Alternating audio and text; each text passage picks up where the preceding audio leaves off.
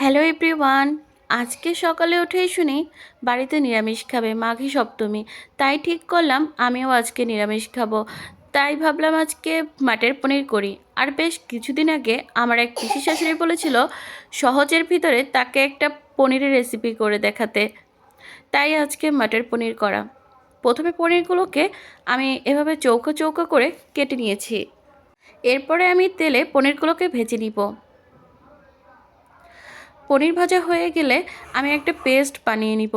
সেই একই কড়াইতে কেটে রাখা টমেটোগুলো, কিছুটা কাজু বাদাম, কয়েকটা কাঁচামরিচ এবং কিছুটা আদা কুচিও দিয়ে দিয়েছি। এরপরে এটা ভাজা হয়ে গেলে ব্লেন্ড করে একটা পেস্ট বানিয়ে নিব।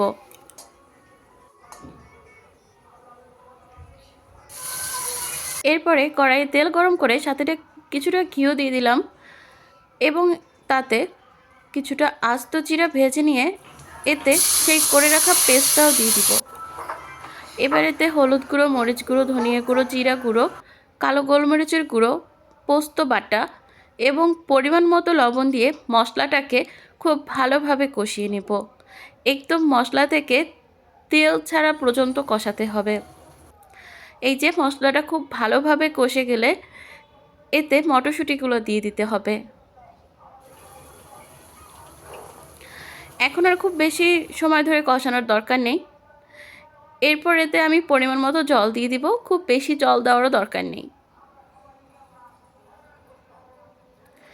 ব্যাস, জলে একটা বলক চলে আসলে আমরা ভেজে রাখা পনিরগুলোও দিয়ে দিব। ব্যাস, আমার মটর পনির রেডি। এরপরে আমি ফ্রাইড রাইস করে নেব। এর জন্য বাসমতি চাল নিয়েছি। চালটাকে খুব ভালোভাবে ধুয়ে কিছুক্ষণ ভিজিয়ে রাখলে খুবই ভালো হবে।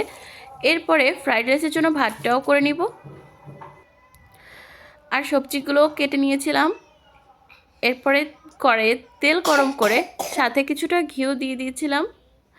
প্রথমে আমি গাজরটা ভেজে নিয়েছি। এরপরে বাকি সবজিগুলো, কাঁচামরিচ দিয়ে দিলাম। এরপরে ভাতটাও দিয়ে দিয়েছি।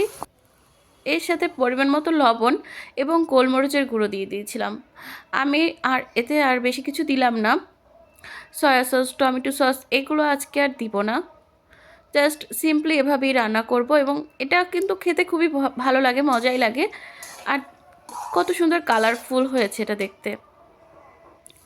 যাই হোক, ফ্রাইড রাইসগুলো আমি ভেজে নিয়েছি ভালো করে। যারা ঘি পছন্দ করেন তাদের কাছে এটা খুবই ভালো লাগবে। আমার হাজব্যান্ডের কাছেও খুব ভালো লেগেছে, কারণ সে অনেক বেশি ঘি পছন্দ করে। এই যে আমার দুইটা নিরামিষ রান্না, মাটর পনির এবং নিরামিষ ফ্রাইড রাইস। কেমন হয়েছে জানাবেন সবাই।